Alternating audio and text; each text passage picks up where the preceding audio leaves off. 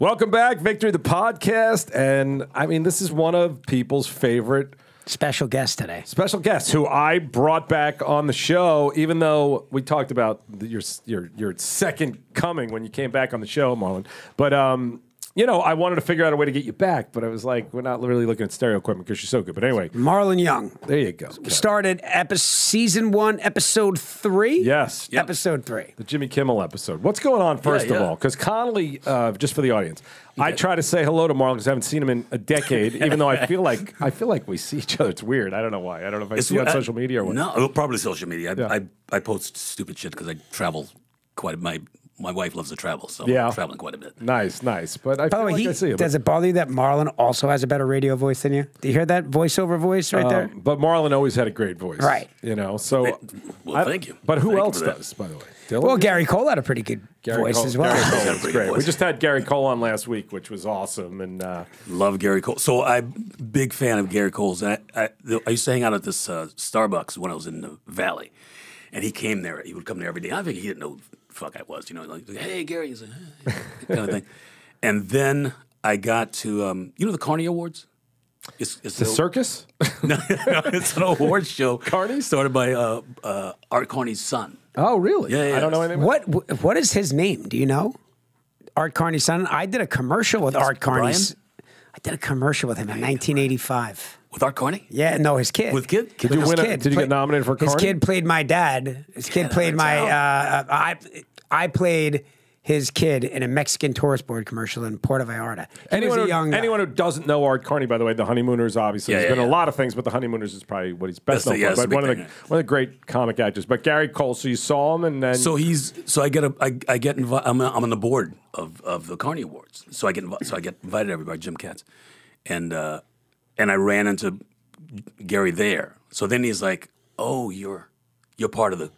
You know what I mean? It's like, oh, you're part of the team kind of thing. Yeah. So now when I see him at the Starbucks, he's like, oh, hey, man, how you doing? And then a buddy of mine does this independent film. I've done a couple for him, and he wanted me to do this role in this film. He said, hey, man, it's one day, but I want you to do this role, and you're going to be playing opposite Gary Cole. I was like, you're shitting me. He's like, no. So I got to be in the scene with Gary. Oh, nice. What is it? Nice. It was, shit, I forgot the name of it. By the way, here's the thing. Doug forgets everything. Anyway, good. So Good. We got to get a clip of that. And also, you did apparently, because we had Asaf Cohen on, apparently you did a commercial with him. Verizon Marlon does a ton of commercials. But let's start with Entourage with Marlon, and then we'll move into what he ever does. So, okay, cool. So he does season 1, episode 3. Turtle and Drama go to him. Yeah, for the equipment, right? Yeah, well, they're trying to get a great stereo system, which it's funny now looking back at that. I don't know, it doesn't even feel like you need all that home equipment anymore because everything just comes with it. But they're trying to get this equipment. They're going on Jimmy Kimmel, and you know, you basically say, give us a shout out. We'll give you the free equipment. Yeah. They run into what's the guy at the boxing Luke Wilson. Match. Luke Wilson, and he tells me, "Oh, you got to go see Rufus." Yeah, you know, he's a great wild man, Rufus. I'm like, "Oh, wild man, I like that." You know. Well, I guess the question for you, Marlon, is you had no idea what Entourage was when we called you because it's not even on the air yet. It wasn't. No. Yeah.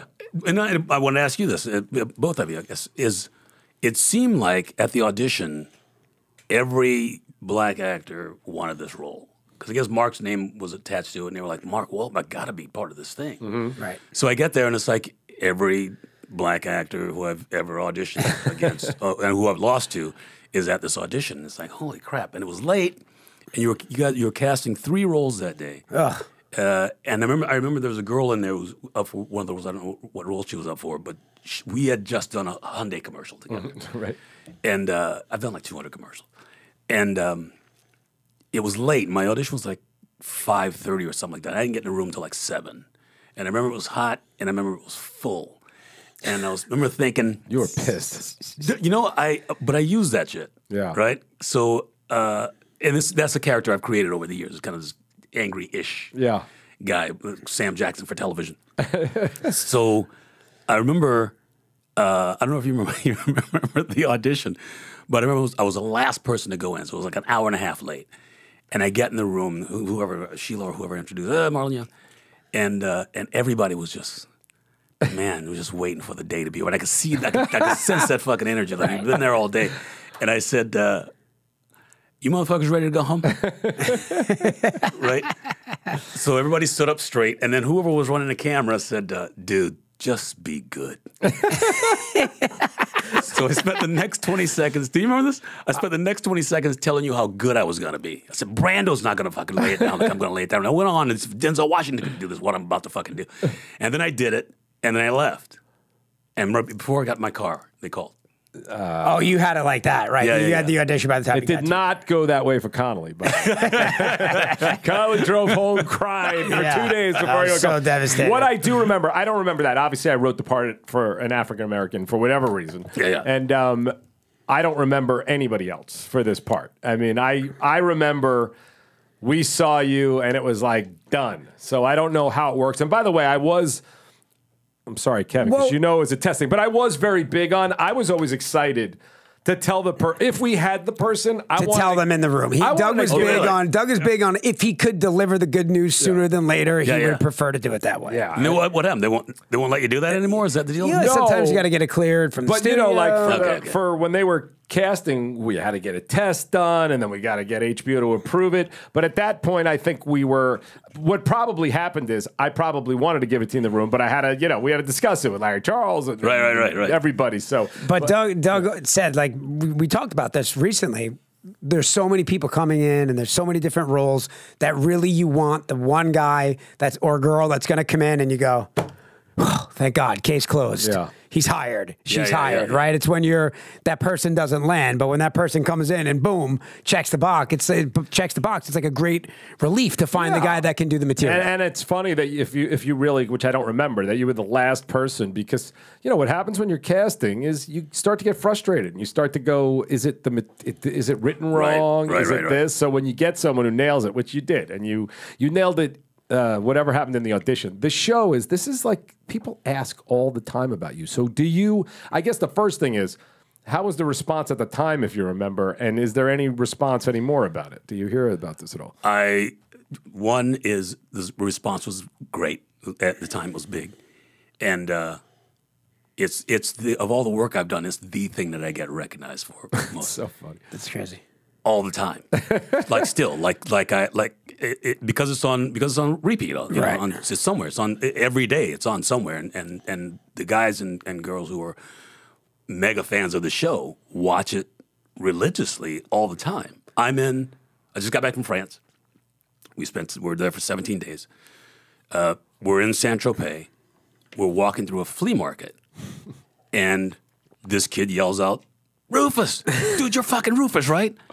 Like, dude, that was 20 years ago. That's so unbelievable. It happened there. It happened at the airport in Frankfurt. I had a layover, and this guy walks up and he goes, "Man, I thought that was you, but I wasn't sure until I got really close." I'm like, I don't know. And also, your voice is super distinctive. Like that, people will look at me for a while and not say a word, and then I open my mouth and they're like, "Oh, okay." Right. So you have a very distinct voice as well. So so it happened 3 times in France.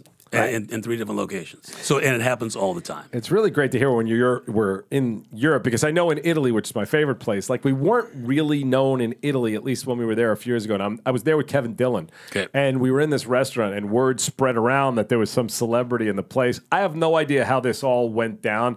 The next thing I know, they're lining up a pit. This is more of a drama story than a Doug Ellin story. They're lining up a picture with me and the entire restaurant, and I'm like a little weird, and Dillon's just standing off to the side, and then someone in Italian obviously tells them that I'm pretty much You're the wrong guy. Let's get him on the end so we can crop him out. Let's get him on the end so we can crop him out. All of a sudden, they pull Dillon in and they take the picture, but really nobody even knew who he was. In France, though, I mean, the fact that they recognize you in France, and where else did you say? I mean, that's awesome. Saint-Tropez, right? Saint-Tropez, the airport in Frankfurt. Yeah. Walking down the street in San Francisco. London.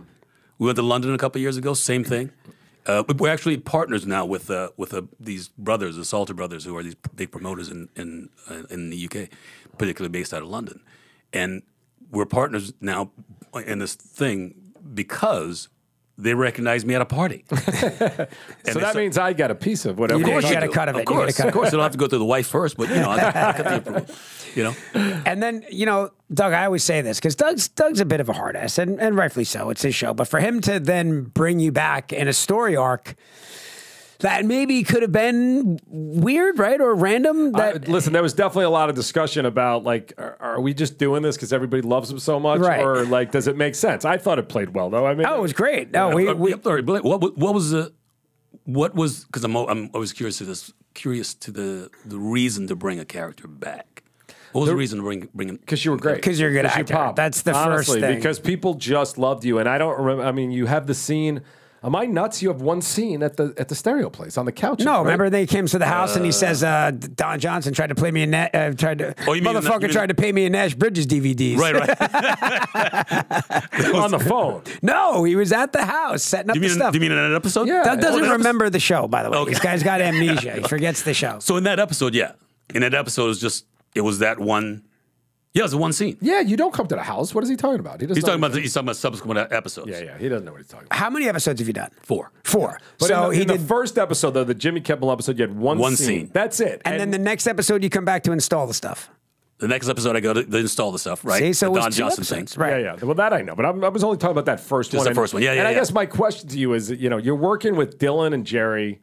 You've never seen these people before. You have no idea if this show's going to do anything. Right. What was your feeling on the set? Because to be completely honest with you, it's interesting. That episode, Larry Charles, who was so great, we went through so many drafts of that episode. One, in fact, that HBO said they were going to cancel the show because they didn't think, and Chris Albrecht, who I love, told me, he goes, I don't think you get what we want. And I was like, what are you talking about? But that's what happened.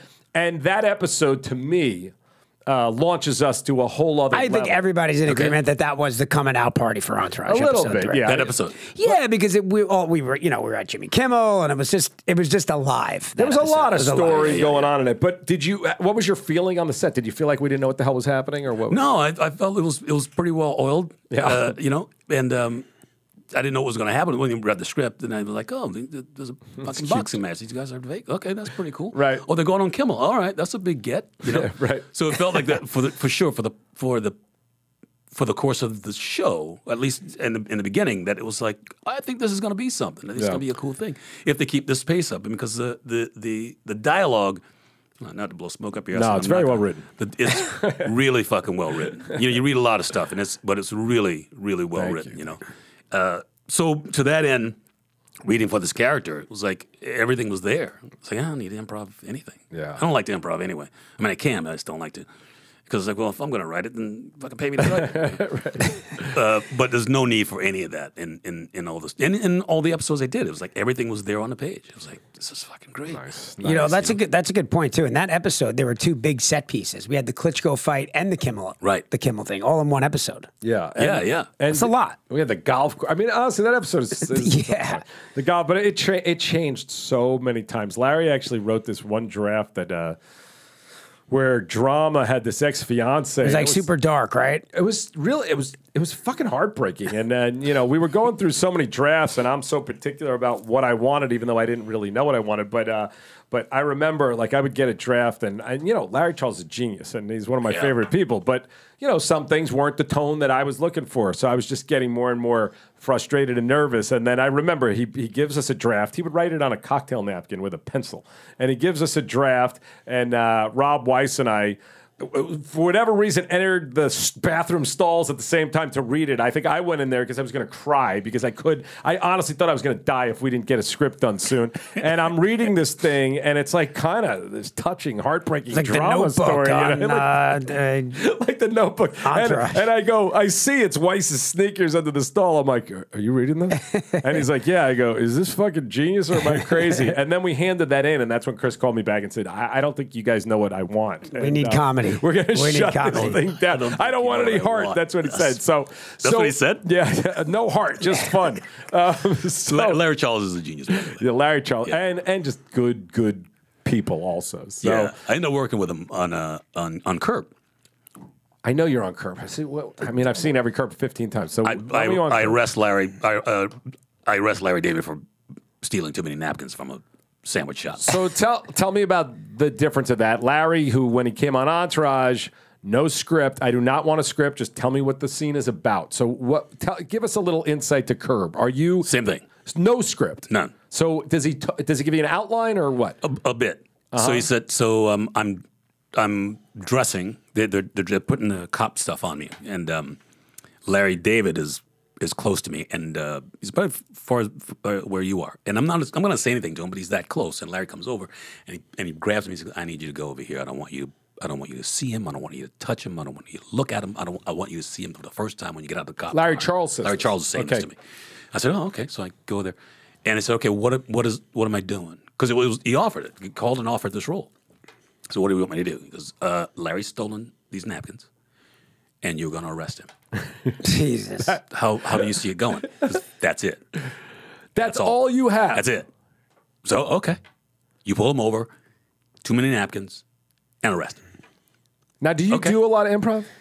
I do. Okay. He does it all. You know, he coaches actors for, I mean, he's a quadruple, I don't even know this. I don't know what number threat he's at, bro, but he does it all. I can't dance. I can't fucking dance. So you get that you get that note. Are you feeling like, oh, I can't wait to dive into this? You're like, fuck, what is going to happen? Can't wait. All right, nice. Can't fucking wait. So I do it, and I get to the car, and Larry David is going through his thing, his thing, and I'm just staring at him, and he can't stop laughing. So we had to keep shooting it over and over so Larry would stop laughing. He goes, "Don't stare at me so long. It's just too funny." I was like, "Okay." That's awesome. No, I love it. It was great. Yeah. We get bits like that. It's just, you just pat yourself on the back, like, "Hey, I'm doing, I guess I belong here." Right. Kind of thing. But then you're working with these guys who are, and I don't throw this word around, they're fucking geniuses. Yeah. Right. Not unlike yourself. I'm serious. Yeah, well, no, whatever. I'm serious shit, man. I appreciate that. But so did you get... Well, dude, Entourage ain't a fucking fluke. Yeah, right. No, I Okay. agree with that. But, it's neither is But this you know, child about that. it But must wait, be- let me just finish. Are you... So how do you get that job? Did you audition for it, or did Larry Charles bring you in because he loves you? Larry just offered it to him. He offered to. I auditioned. They brought me in for. There was a role that Mekhi Phifer did on the show. Yeah. Brought me in for that, and I didn't get it, and I was like, okay, that's fine. And then he brought me in for the role that JB Smoove got. Right. So he brought me in for that, and I said to Larry before or after Larry Charles. I said it before or after. I said, this is a comedian's role, man. I'm totally wrong. I'll come and do it. Right. I'll go in a room and do it. It was before the audition. We're out in the hallway, so I'll come and do it. But I'm totally wrong for this. But what are you auditioning with? Like, what's the audition for Curb like? I mean, what's It's written on a strip of paper. what the scene is about? Character description. But you don't what have the scene's Larry or Jeff or anybody or Susie to They're in the improv room. with. They're just Larry's sitting in the there, and I guess Larry Charles and the rest and Jeff are sitting there. Oh, and Garland goes in the auditions. Yeah, he's sitting wow. there because I guess he's a producer. He's a producer, right? Yeah. Connolly was a producer, but he didn't show up. So He plays golf during the auditions. Oh, you got to show up. Man. You got to show up. You got to show up for the interview. Are you kidding? For the actual reading with the actors? Of course. Yeah. And I'm reading with Larry David, and he's just like, let's go. Wow. Like, okay. Wow. So, okay, I'm just trying to find this. Is it because Larry Charles already knows you and they're familiar with the work, or everybody, Larry David's in there for all the auditions? They're in there for all of them. Wow. They're in there for all of them, which is just...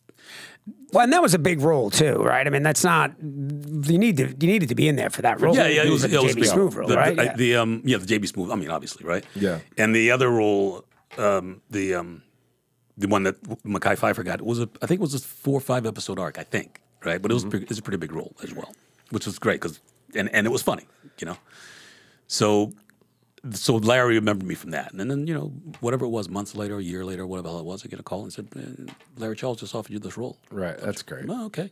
Who am I playing with? It's you and Larry David. Oh, all right. All right.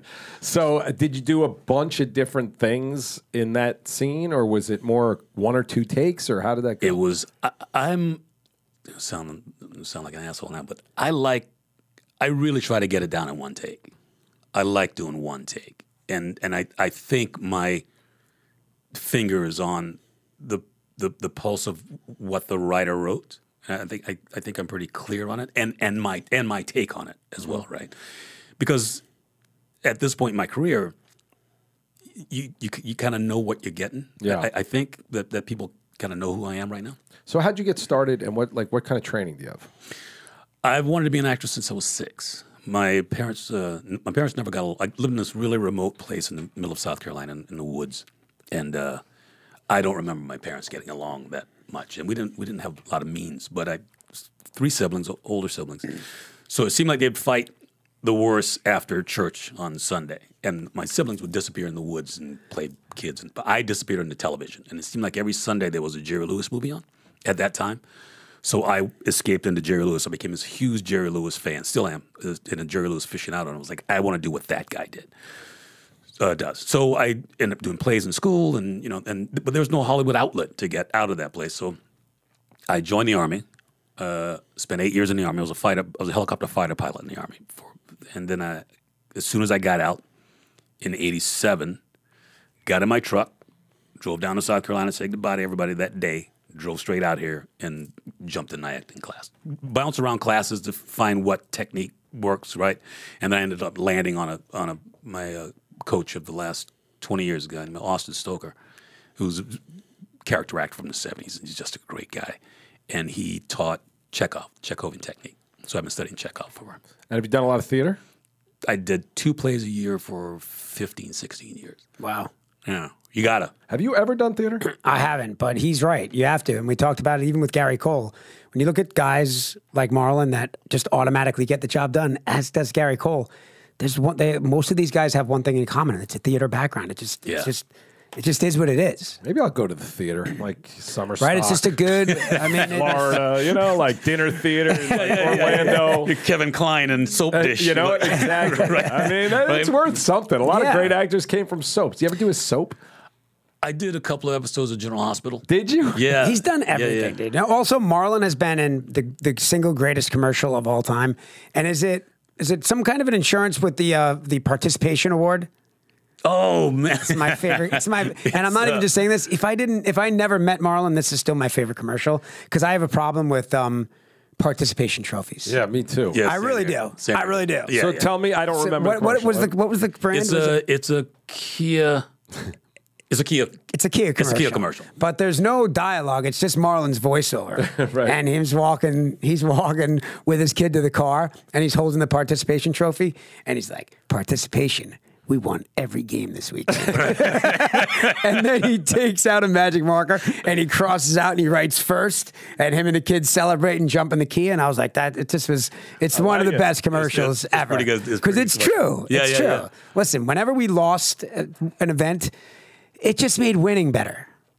If that makes any sense. Are you trying to sell me on that? I'm just saying. You're right. Connolly's trying to rid. I think we're a little late for that. I'm just saying, are you a participation trophy guy, or would you rather say, yo, look, you finished in 6th place, and that's just the way it is? Out of your fucking mind. I mean, I love that. It's like a viral video. Have you guys seen this? It's all over TikTok and stuff where like a coach is talking to his little Bad News Bears type players, and he's like, guys, I want you to have a great time out here, but I want you to know if your father told you before you got here that winning doesn't matter, your father's a fucking loser. Basically, right?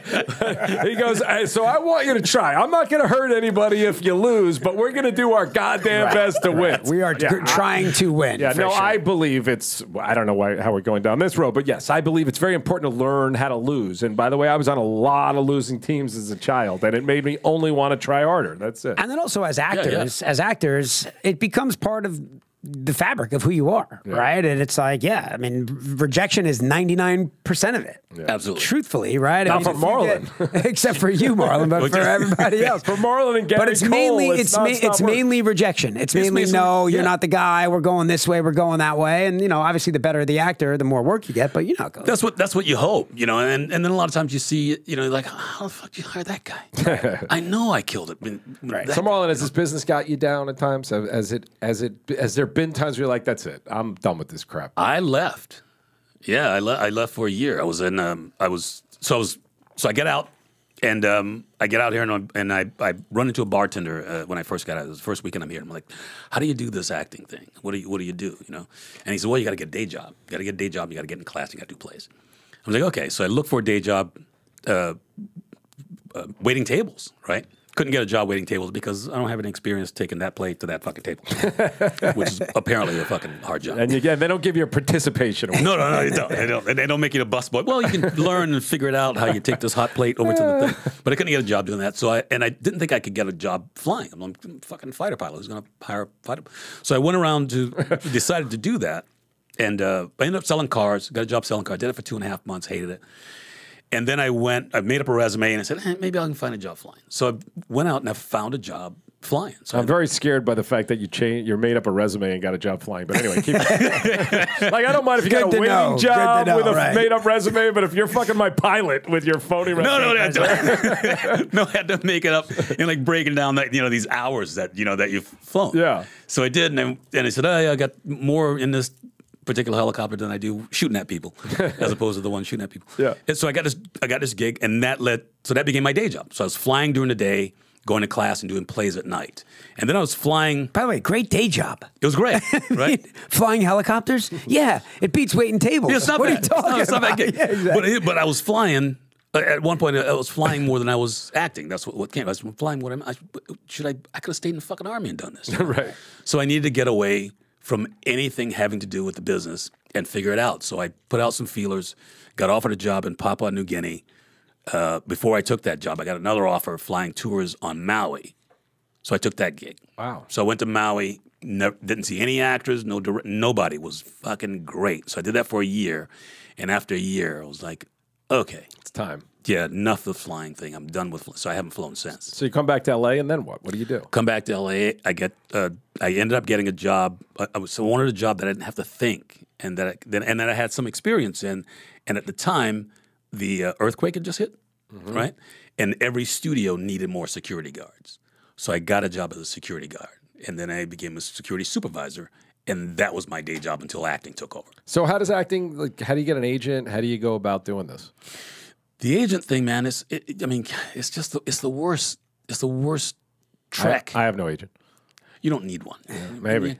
You're Doug. But it's hard. But it's hard. You're right. But it's hard. So how did you do it though? You're a security guard at a studio. What do you do? I got a commercial, and I went to an agent and said I got this commercial. And they were like, okay, we'll represent you with this commercial. And then, so I did a couple of commercials with them. And then they said, oh, they got a theatrical department. Do you want us to represent you theatrically as well? I said, yeah. So that's what, so now I'm represented by the same agency. And then their theatrical department closed. And then that agent retired. But by this time I had some pedigree. So I ended up getting recommended to another agency. And that commercial agent I'm with now. And then ended up having to get an attorney over the years, and that attorney recommended me to the agency that I'm with now. It's all referral. Everything's a referral. And now at this point, are you getting just straight offers for commercials, or do you still have to go read? Never get an offer for commercials. Always read. Right. I had to read. This is no joke. One year I did 9 AT&T commercials. 9. I had to audition. Different commercials. Had to audition for all 9 of them. That's insane. Can you imagine? They're like, hey, we need you to come and audition. I have 3 on the fucking air right now. I mean, you could watch me. Right. Like, yeah, but we still need you to come in. It kills me because how great would, because I don't want to go off on a tangent. I despise flow. I'm not as a human. I despise flow. I'll tell you right now, we're talking about it. Right? About we're talking about flow. We're talking about I don't even know what. But I don't even know what it is. Whether she's annoying or not, we're talking. I don't even know what she sells. I do know what she sells insurance. I do know what's his face. But by the way, it's always the insurance because I'm sorry. I'm sure he's a nice guy, and I know someone told me he's got a mansion off of the State Farm commercials. But what's his name? Oh yeah, Paul? Are you kidding? Dennis Haysbert. No. I love Dennis Haysbert. Who's the guy who's the main State Farm guy now? Like Jake from State Farm. Jake from State Farm. I don't like it. Like, why isn't Marlon the AT&T guy? I mean, like, I would get service if you were, So you play different people in all these commercials. You yeah, in the course of it, I've done 15 AT&T commercials. That's unbelievable. Had to audition for all of them. And do they keep running and residuals keep going, or they disappear? They disappear. Yeah. They used to. I tell you, man. If you talk to actors who've done commercials, Kevin, have you done a lot of commercials? As a kid, I did 70 commercials as a kid. Right. So when you were doing them, and so it's like 10, 20 years ago, whatever that was, they would run all the time. So you'd do a Ford commercial, and it would run for like a year all the time, and you could make a lot of money off a commercial. Now, not so much. Not so much. So you have to do a few. I mean, I averaged 12 a year. So I was doing 12 commercials a year. Gig. My best year was I had 17 on the air at the time. That's unbelievable. That's pretty good. Right now I've got 3. What do you got right now? Aldi, Hyundai's running right now, and another one I don't fucking remember. Oh, we got to see it. And what about? I do it and I just forget. Do you think? Well, I have a question. I have a question for Marlon because it's interesting when you said that about the agent. That was probably more complicated than you made that sound because it's not always that easy for people. Right. Do you think it's easier? And this is you too, Doug. Do you think it's easier today if you land in LA, whatever, chasing Hollywood dreams? Do you think it's easier to get an agent today or harder than it was, say, 20 years ago? Harder. I think harder today. Yeah. I think it's harder today too. I think it's weird. I don't think this town. Everybody. I could be wrong. I feel like the town. Everybody now wants a home run. Nobody wants to grind, and nobody wants to work. So everybody is trying to find someone that's already kind of, getting offers rather than I got to go fight. Where I think. Certainly when I get in 30 years ago, agents, big agents, if they saw like your small little thing, they were coming after you. Yeah, they were coming after you. Yeah. No, now you got to have followers. Yeah, right, exactly. See how many followers you got. Yeah. This is what I'm hearing. Get started. Yeah, that's insane. That's and are insane. you still? But are you still going full time, like on trying to find the next movie, series, whatever? Yeah, I'm doing that, and I'm writing a lot. I started writing about 25 years ago, and in seminars and the whole thing, and just get better at writing. And now I'm a pretty good writer, and now I've got an arsenal of shit that I've written, like 20 screenplays that I've written. One being produced right now, which is really cool. That's awesome. Yeah. Barry, Barry Josephson? Yeah. So Barry's producing this latest one That's amazing. It's a movie or a show? It's a movie. It's a World War I music-driven piece about the creation of jazz music. Could you write that, Connolly? I could not. The other thing about Marlon is that it comes more naturally. He's like McGinley. We had McGinley in here. McGinley. We were talking about going on auditions. Yeah. And McGinley is sort of like you, where audition's not a big thing. Like you get it and you go on it and you go on your audition and you go on your way. You like get it. Connolly takes 6 Xanax. And right. I'm like I have anxiety before. thinking about putting myself on tape for an audition, but there are guys like Marlon and McGinley that just don't think anything of it. What do you think about the whole self-taping now? Are you a fan of this? Or funny you say that. I was just about to chime in on that. I've got to do a self-tape when I get back home. Right. I know there are people who hate it. I guess it's a love-hate relationship with it. Again, on this one take thing, it's I like it because it's one take. I set up the camera, I do the thing, I read the thing, and I do one take, and then I shut off and I send it out. For Sarah and Zulai. So you're not working 20 times. You're like, this is who I am. You clearly can see what I do, and you can adjust me later. He's also off book and shit. That's what I'm saying. He's got an audition process down. He goes in, he studies his shit, and he does it, and he knocks it out. Yeah. But if you can do it in one, would you prefer to be in front of the casting director and producers? Or oh yeah. Yeah, I'd much rather because you want to see the reaction, right? It's like stage. You want to see the audience's reaction. Everybody says that. Maybe I'm wrong. I guess I'm wrong. You like everybody. Gary Cole, Marlon, Sheila Jaffe says that you're light years better off to be able to do it in front of a casting director that can give you a note. Or you? Oh, like of you course. Yeah, I mean, you want to adjust somebody, especially if. But there is something to like a big audition where if you can take your time with it and do a few different ways till you're comfortable, there is something to the self tape. I don't know. Yeah, I mean, there are people who do it. That here's the thing. Something I realized as a character actor. You said something actually in the commentary on one of the DVD commentaries that I had never thought of until you said it. Ooh, let's teach a lesson. What is going on? Lessons from Doug Ellin. Go ahead. It was you and Jerry and I think and Dillon. Yeah, Connolly didn't show. Right. I hear that's a thing. I was busy that day, bro. Sorry. But it was the scene where I'm in the garage, the turtle, right, and the whole that whole thing. So I'm staring daggers through the turtle, and you said. They said something about the scene and something about what I was doing, and you said, there's something about this. There's something about comic actors, and then you went on to say something else, and I thought, I never saw myself as a fucking comic actor, you know? Yeah. Right. But you said that, and I went, I think he's right. But you know what? I'm not sure I am, because Gary Cole said the same thing. Gary said, I have never tried to be funny.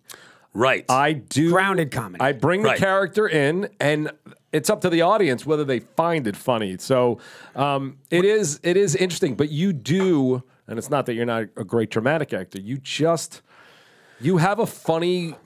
I would say, by the way, I would say the same thing about he's got the Gary Cole thing, where he's kind of playing it straight, and it's just funny. Yeah, straight. Yeah, I think I think so. What I'm getting at is I figured out that you have to, and so I tell younger actors when I talk to them, is you have to figure out what you're selling, right? That's this town. I mean, you can go anywhere else and do theater, and you know, you can play King Lear and be whatever. You can be a black guy and play play a woman, right? But out here to work, you're selling a thing. So what is your commodity? Right, so you have to figure that out, and I call it the essence of you. You have to figure out the essence of you, and that's what you bring to every audition. I mean, we all think, every actor thinks they can do anything, right? Oh, I can play that. Hollywood doesn't want you to play anything. There's a couple of actors that they want to see do anything. Daniel Day-Lewis, late Philip Seymour Hoffman, right? Johnny Depp to a degree. Everyone else is a thing. You know what you're getting from that guy, so you have to figure out exactly what it is that they're getting from you. And I figured out what they're getting from me. What is that? I call him the angry black guy, but he's not. What it is really is I don't want to be anywhere that I am. Everywhere I am and whoever I'm talking to, I don't want to be there. And you feel that. And I don't want to talk to Turtle. I don't want to talk to fucking drama. Right. I don't want to talk to, you're right. I don't want to be putting the stereo shit in this fucking house. I don't want Turtle talking to my daughter. And I bring that to every role that I am. And with comedy, it's drama. Is drama with timing, right? So you have to know timing. So everything I do is all dramatic, like you said. I just play it straight, and I add a bit of timing to it, and then it becomes funny.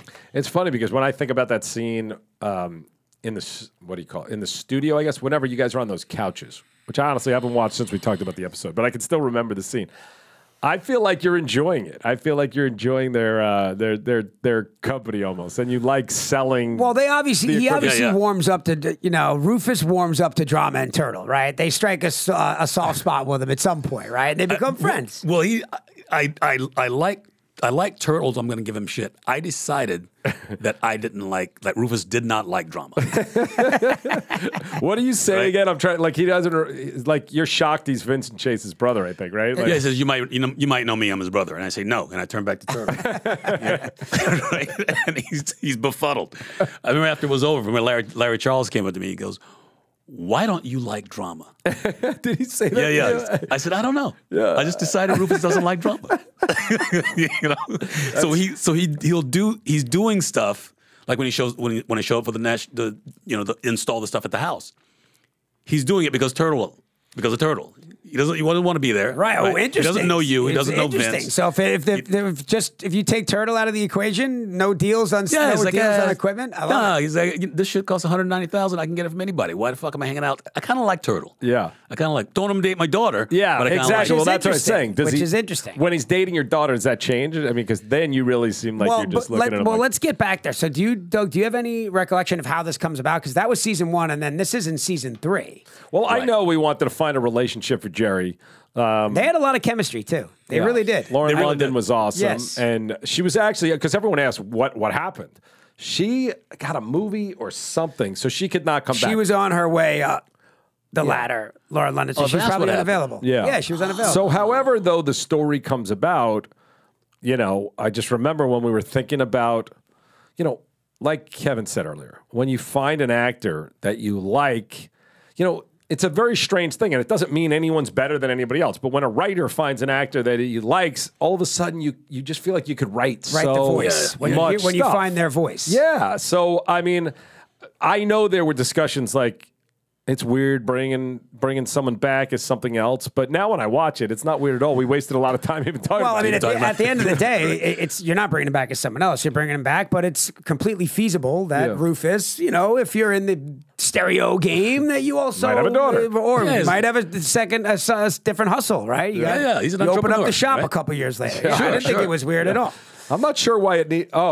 That's why, because it's kind of like that's why it was weird because instead of them meeting at a stereo store, we're meeting at a body collision shop. So, but I think everybody bought it and nobody cared. Nobody cared. People just liked you. But I think certainly stranger things have happened in terms of running into people.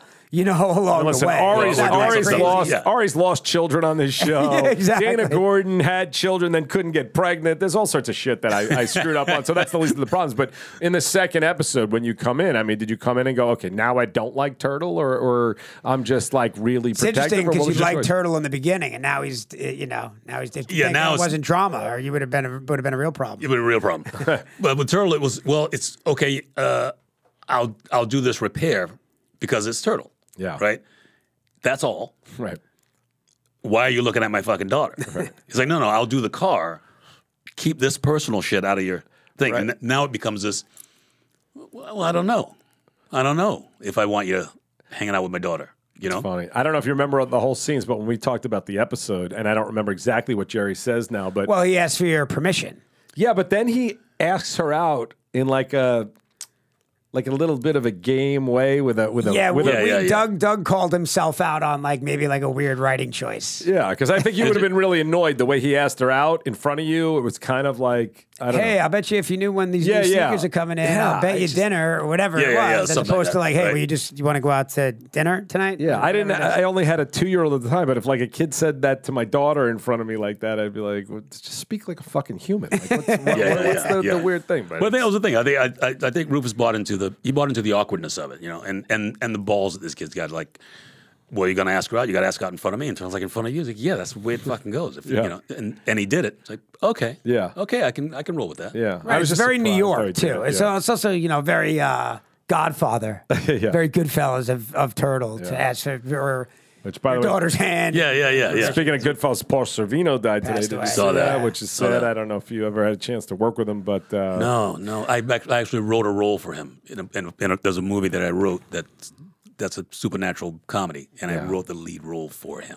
That's terrible. And Rob Weiss, kind of discovered his daughter, Mira, who won the Oscar for that Woody Allen movie. And he used to live in my building. Paul? Yeah, we used to be neighbors, yeah. Anyway, just sad, I know he was a sports fan. Dwight Smith? Used to play for the Cubs and then for the Braves. He died a couple of days ago. Right. I didn't see that, but he blank on Dwight Smith. Dwight Smith, yeah. I say that because I'm not a big sports fan, but Dwight and I grew up together. And we're two of the guys who, as far as I can remember, we're the two guys who, at our generation, got out of this small town. It's a really small town. Right. And I joined the Army, and Dwight was playing farm team for the Cubs, and then he started playing the majors. So it was like there's a sign, I think there's a roadway that got named after him a few years ago. It's like, Dwight Smith Highway in South Carolina. In South Carolina. Well, we need one for you now. What the fuck? 9 AT&T commercials, 9 auditions. Give them a goddamn sign. 17 on the air. I mean, that's crazy. It's amazing. So, what's your favorite besides Entourage? What was your favorite working experience in this business? Where were you like, God, man, this is just like what I want to be doing. This is just awesome. Buddy of mine wrote an independent film, and it's remember New Jack City? Of course. It's like a new Jack City. It's called Blue Hill Avenue. And he'd done this one film, and we became friends on this other film that I had no part of. But then he started writing this next film that he got funded, and he said, I'm writing a role for you in my next film. I said, what's the role? He goes, it's a pimp. I'm like, dude, I can't. Something. He goes, no, I'm telling you, you're going to love this fucking role, blah, blah. So he wrote this role. It's this pimp who ultimately has the dilemma of he's got to kill his own son. He's got to tell his son that he's his father, that his kid didn't know, and then he's got to kill him to save his own life. And it's that role was great. And one is because of the role and because of the film and the story, but the other was it's shot in Canada. And when I got the role, I said, "How do you see this character?" And he said, you do whatever you want to do with it. Show up on set and do whatever you want to do with it. I'll see you in Canada in 6 weeks. So that was so I had 6 weeks to do whatever. So I picked the wardrobe, and I got a wig and the hair, I got a hat done, the whole thing. So the first time he saw me was in character on set. but I got to do that. And no issues? Because I always worry about something like that. You should have walked on with like Johnny Depp's Pirates of the Caribbean accent. Been like, That's you how I said saw anything him. you want. What if he went just a little too far? Yeah. You know? But it's all, he had no problem with it. Just loved it. You know, Just gave you the blank So it's canvas. creative total black freedom. canvas, which, Creative which, freedom. which actors don't get. Yeah. That's why it was my favorite. That's my favorite thing, other than the Entourage thing, because you guys didn't give me any notes on Entourage. There was no. Well, I think Rufus. It was like no, just do what you're doing, and that was it.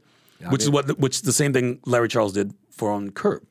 He was like, he said you're gonna pull Larry over and arrest him for stealing too many napkins, and just do whatever you do. That's great. Like, and do they give you a time? Do you have a time frame on something like that, scene wise? Do they say? I mean, it's just in general on Curb. Is it like, all right, this is just so you guys know, this is roughly 3 minutes. Before you have to have them in cuffs. It's just you just go. No, just go.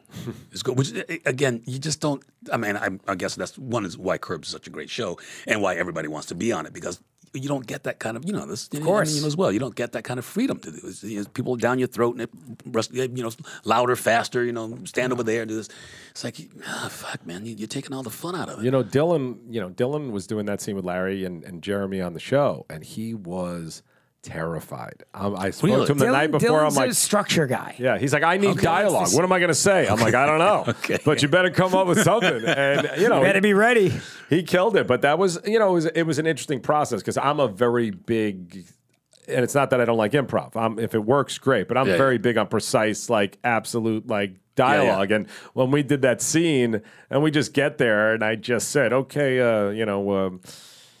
you're mad at Ari because he gave away Laker tickets, and Larry David's like one of my idols. So Larry Charles brought him on, and I'm kind of sitting there, and they were all like huddling around, and I felt very uncomfortable, like trying to tell Larry David anything. And Larry Charles was talking to him, and Larry David he didn't understand why he would ever yell at Ari about Laker tickets. He's like, I wouldn't do that.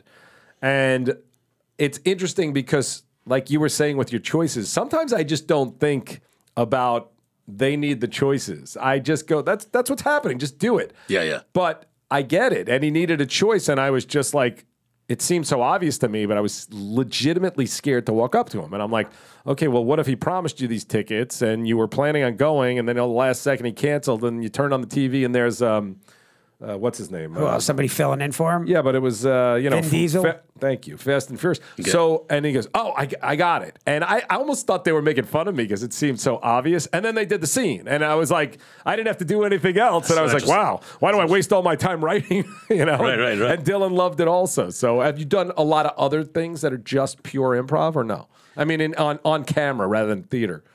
No. Yeah. No, I get asked. Well, commercials. Yeah. Always want you to Right. They want you to play a little bit. They always want you to play a little bit, and I just fucking every time somebody say it, I'm like, ugh. Don't you have a copywriter here?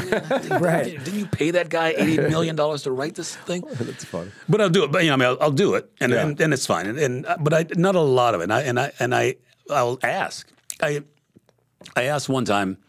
I did this funny response from a director. I did War of the Worlds, right? There's one scene in War of the Worlds, and which is great. I mean, you go and audition and get this role, and so it's just me. It's me and Tom Cruise, and Spielberg is directing. And the scene is this plane has crashed in front of his house, and he's coming out of the basement, and and I'm dragging this food tray, and I just want to get this thing open and eat because I'm part of this news crew and I've lost my hearing and we're just hungry.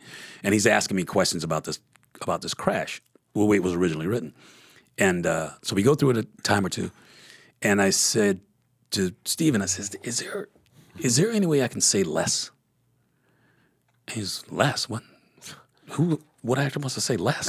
On one of my movies. Would want fewer dialogue. Yeah, because I said, he's not, there's no reason for him to have a conversation with this guy. He just wants to he hasn't eaten. He just wants to get this thing open, get some food, get back in the van, get away from these fucking monsters. He doesn't give a shit about having a conversation with this guy. And he turns to the writer, who's David Kep. And he said, "Can you go and write less for me?" I said, "Yeah." So I said, that was all. So less improv, but I like saying. Did you have any reservations about saying to Mr. Spielberg, I'd like no. So it was a comfortable set. Yeah. Well, he's also saying like, look, I'm so confident that this is what's best for the scene that I'm willing to lose dialogue over it. That's right. Right. So he's going to respect that. And if he didn't think so, believe me, he would have said, "I appreciate your thought, but we're going to go with as scripted." Absolutely. Right. And I think that's another thing, another lesson for actors, any actor. I would say young actors, but any actor is you're as important as anybody else on the set. I mean, that's why you're here. The creator of the show, the writer of the thing, the director, they all got together and said, that guy. So you're not an accident being on set, so you don't have to apologize to anybody, right? Because you're just as important. Just don't be a dick when you get there, right? Say the shit the writer wrote, stand where the director says, do the thing that you did in the audition that they hired you for, and then, then Spencer Tracy, right? Don't bump into the fucking furniture. Right. Right. So sure, though. Right. So I take that. I take that when I go to to any set. There's not any arrogance about it. It's like I'm equally as important as the camera operator. Right. Everybody here has a job to do, and this is mine, and I've got to do it just like that guy's got to do it. They're going to fire me, or they're going to fire that. They're going to fire whoever's not doing their job. So my job is to show up and do 130% of what it is. Show up on time, know your lines, don't bump into the fucking furniture. Right. That's like Doug's dream come true. Do you see that? That's all Doug wants out of actors. Don't bump into the That's furniture. all he. That's well, no, be prepared, be on time, be pleasant, be easy to work with. Be easy to work with. Be easy to work with. Every time I hear about some actor who's difficult to, or read about some actor who's difficult to work with, why are you here? Yeah. Why are you in the way? There's 800 guys who want to do that job. You're getting a chance to do that job on a show that they're paying you to do, and you're being a jerk. Yeah. I don't get it. It is kind of backwards. It is amazing when you see people who are just. Because we know when we work together, we just did this pile together, which you will be coming for if the show actually goes. But looking forward to that. We just had such a great time, right? I mean, it was just like it wasn't work. I mean, it wasn't work. It wasn't work though. It's just, and that's how it should be. I mean, I'm sure, I don't want to compare anything we do because it's mostly dialogue based compared to Spielberg, who's trying to figure out how all the CGI is going to come together. No, but a good experience on set. It's a good experience on set when everybody's positive and you have a good, dare you say, wow, I had a great time at work today. And honestly, I do. I actually want everybody to leave and go, that was awesome. And then when people come in and do say, which I don't think it's just because we're here. A lot of people have said that was the best experience I ever had was on Entourage. And I like that a lot because we wanted it to be it was a great time. Such a great experience, and I mean, it was before. It's 3 seasons, right? So season 1 and season 3. Yeah. So it's before everything. I mean, I don't know how was it 5 seasons, 6 seasons down the road. Better. Was it better? Because we were under a lot of stress. The same, but the core, there's always whatever. Loose chips. No, but on that episode that you were on. By the way, I made that up. A few loose chips, and I don't even know what that means. But for the most part, I guess I'm gonna steal it. But I think you're referring to Dillon's little pieces of Cheetos in his bags. The core group of us got along really well all the way through. But that episode, for instance, I mean, first of all, Jimmy Kimmel was just becoming Jimmy Kimmel. So. We were not, and thank God for Jimmy Kimmel. But by the way, you can almost see it in the show. Jimmy had no idea who the fuck we were. I'm not sure why he did it, but it wasn't because he saw the show and loved it. Right. I knew him from the Man Show, but I didn't know him well. So even when he introduces drama coming out, you could tell that he has no idea who he is. But that episode was so. From the script to start was so much stress and so much anxiety, and we're all getting to know each other. In fact, we've talked about this a little bit before, but on that set, day one, walking through the Kimmel thing, I needed something, and I saw a crew guy, and I said, hey, do me a favor and get me Gary Goldman on the walkie-talkie, who is our AD. And the guy goes, who the fuck are you? I told Doug he always looked like a tourist because he had his camera on his shoulder. I'm like, they probably thought you were a PA, bro. But I actually love it because this business, there's a lot of people that would have been like, who the fuck am I, motherfucker? Right. And I looked at him, I go, I think you might want to. You couldn't even say Google, but I remember. I think you might want to ask around. I don't know, but then I just walked away. Just get me Gary Goldman. Just get me Gary Goldman. Please get me Gary Goldman. Just do me the solid. But that's how new we were, and that's how little we knew. I mean, I don't know how the hell we got. Oh, I do know how we got it. Larry Charles got us Luke Wilson.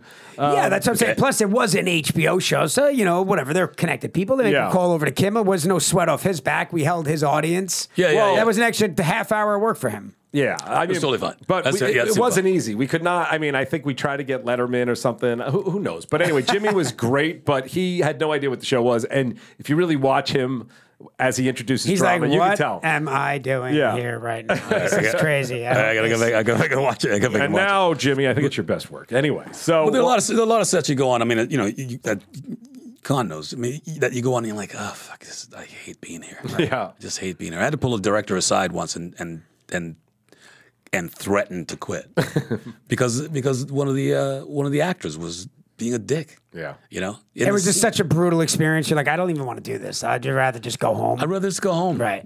And I said, listen, you need to tell that it was actually a female actress, and it wasn't good. And she started to say something to me, and I said, hold on a second.